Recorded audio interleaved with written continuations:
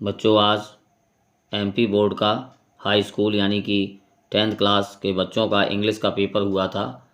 तो आइए उसके आंसर मिला लेते हैं और आप अपने आंसर मिला लीजिए और देखिए कि आपने कितने आंसर सही किए हैं। तो ये सेट बी है, इसके आंसर हम बताएंगे और सभी सेट में जो क्वेश्चन हैं वो आगे पीछे हैं। तो आप अपने हिसाब से आंसर मिला लें कि आपने कितने सही किए हैं और कितने गलत किए हैं। तो ये पेपर है, इसमें ये पहला पैसेज दिया था, ये पैसेज दिया था, इसमें ये क्वेश्चन दिए गए हैं। ये पहला क्वेश्चन है, द वर्ड मेडिटेशन इज, तो इसके ये ऑप्शन दिए गए हैं। तो इसका सही आंसर है ए नाउन, ये मेडिटेशन नाउन है। अगला क्वेश्चन देखते हैं। अगला क्वेश्चन दिया था, which word in this passage means an ability to keep something in mind. तो इसका सही आंसर है रिटेंशन, रिटेंशन इसका सही आंसर है। नेक्स्ट क्वेश्चन दिया था, the ultimate challenge these days is to, तो इसके ये ऑप्शन है, सही आंसर है make your mind calm. Next question है, मेडिटेशन हेल्प्स स्टूडेंट्स, तो इसके ये ऑप्शन दिए गए हैं। तो इसका सही आंसर पहले वाला था, to improve long term performance in studies. Next question देखते हैं।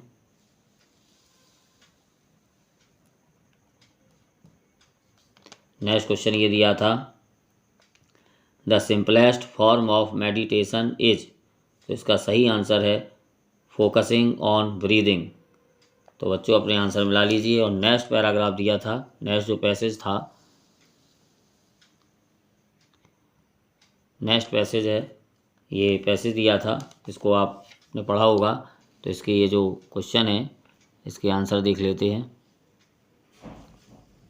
इसका ये क्वेश्चन है, we should use education as a weapon, तो इसके ये ऑप्शन दिए गए हैं। इसका सही आंसर ए वाला था, to improve the life standard of our women. Next question देखते हैं। नेक्स्ट क्वेश्चन था, which word in the passage means demand of money और अदर थिंग्स बिफोर और ड्यूरिंग द मैरिज, मतलब मैरिज के पहले, विवाह के पहले या विवाह के दौरान जो डिमांड होता है, मनी की डिमांड होती है, उसको क्या कहते हैं, उसको डाउरी बोलते हैं। तो इसका सही आंसर है डाउरी। नेक्स्ट क्वेश्चन दिया है, वोमेन एजुकेशन, तो इसमें ये ऑप्शन दिए हैं ए बी सी, ये तीनों ऑप्शन सही हैं वोमेन एजुकेशन के लिए। तो इसलिए इसका आंसर है ऑल ऑफ दीज, क्योंकि इन तीनों को ऑल ऑफ दीज कहा गया है। तो इसलिए ये आंसर ए बी सी यानी कि तीनों आंसर सही हैं, तो आंसर इसका डी होगा, ऑल ऑफ दीज। नेक्स्ट है the above passage is mainly about, तो ये पैसेज किस बारे में है, तो ये है वोमेन एजुकेशन के बारे में था, इसलिए इसका आंसर सी है, वोमेन एजुकेशन। नेक्स्ट है, according to the old African proverb if you educate a man you dash, तो यहाँ पर फिल इन द ब्लैंक्स है, क्या आएगा, तो इसका सही आंसर है डी, एजुकेट एन इंडिविजुअल। यहाँ पर आएगा, if you educate a man you educate an individual.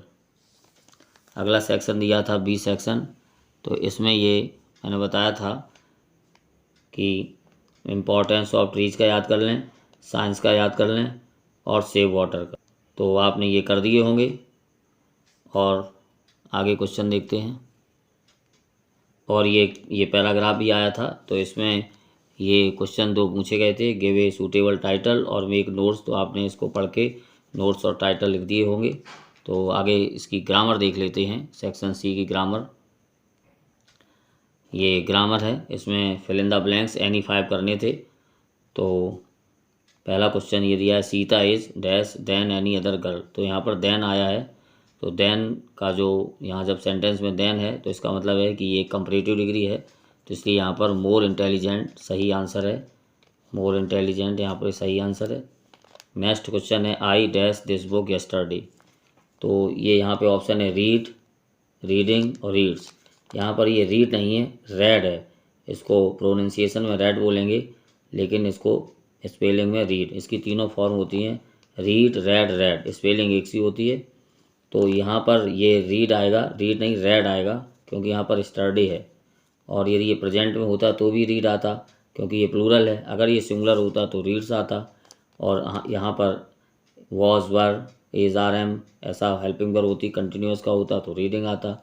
पर यहाँ पर यस्टरडे आया है, इसलिए यहाँ पर ये रीड की सेकंड फॉर्म यहाँ पर आएगी, इसलिए सही आंसर है रेड। और नेक्स्ट जो दिया है question, dash you work hard you will fail. तो ऑप्शन है if, as long as, unless. तो एज लॉन्ग एज और इफ़ ये पॉजिटिव सेंस देते हैं और अनलेस नेगेटिव सेंस देता है। अनलेस का मतलब होता है यदि नहीं, और इफ़ का मतलब होता है यदि। तो यहाँ पर यदि आप हार्ड वर्क करेंगे तो आप फेल हो जाएंगे, तो इसलिए यहाँ पर इफ़ नहीं आएगा, क्योंकि यहाँ नेगेटिव सेंस दे रहा है, तो इसलिए अनलेस आएगा। इसका सही आंसर है अनलेस। यहाँ पर अनलेस लगाएंगे, unless you work hard you will fail, मतलब यदि आप हार्ड वर्क नहीं करेंगे तो आप फेल हो जाएंगे। नेक्स्ट है,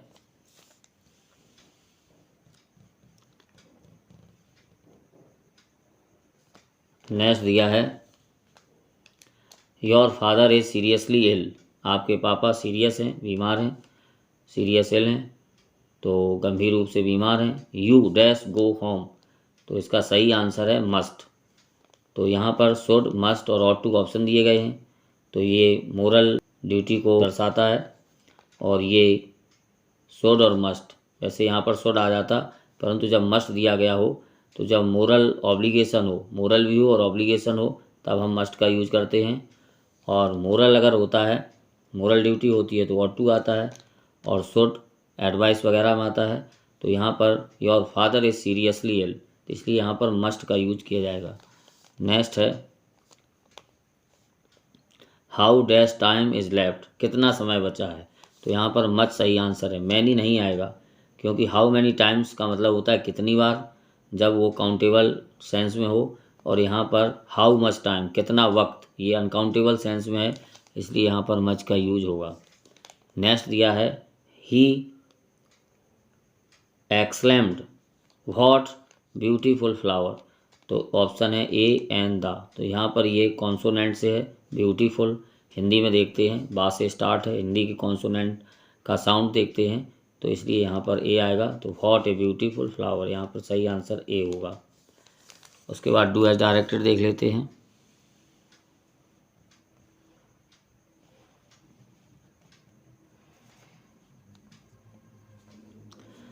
डू एज डायरेक्टेड एनी 5। पहला क्वेश्चन है, आई डू एक्सरसाइज रेगुलरली। तो यहाँ पर मेक एन इंट्रोगेटिव, इंट्रोगेटिव बनाना है, तो ये प्रेजेंट डेफिनेट का सेंटेंस है, इसलिए यहाँ पे सही आंसर है do I do exercise regularly, ये इसका आंसर है, आप मिला लें। नेक्स्ट है, to find error in others is easy, rewrite the sentence beginning with it. तो इसका हमने डू एज डायरेक्टेड बताया था एक्सरसाइज में।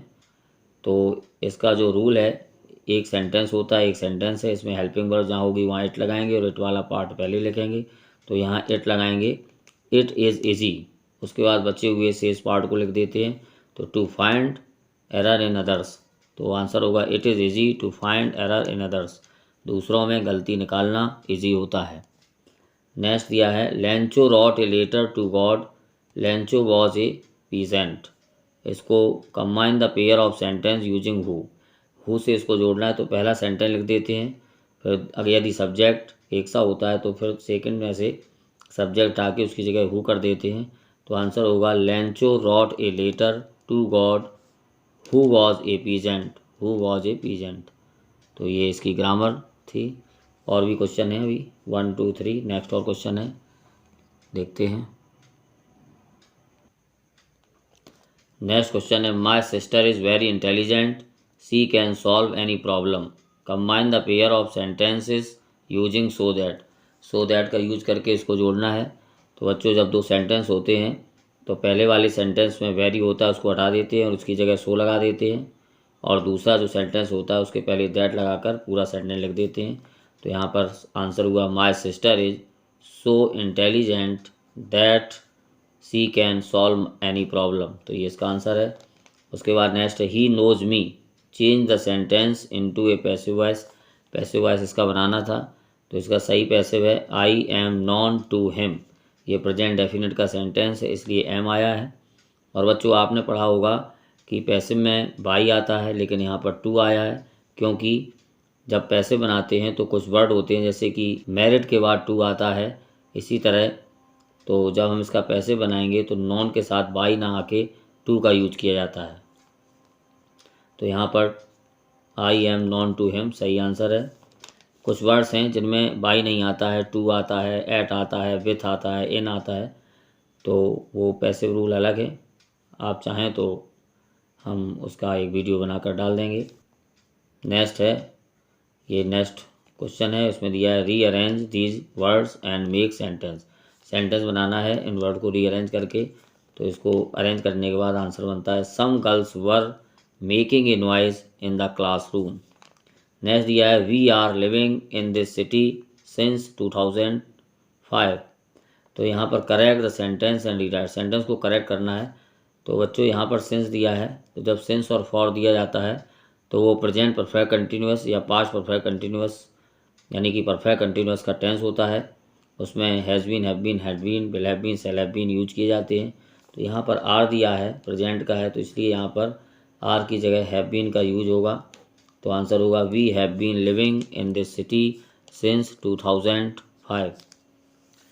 तो ये इसकी ग्रामर थी। आप ला लो आपके आंसर कितने सही हैं। उसके बाद ये पेपर में क्वेश्चन दिए गए थे, ये आपने कर दिए होंगे, क्वेश्चन आंसर हैं, इनको आपने कर दिए होंगे। तो बस इतना ही। Thank you for watching.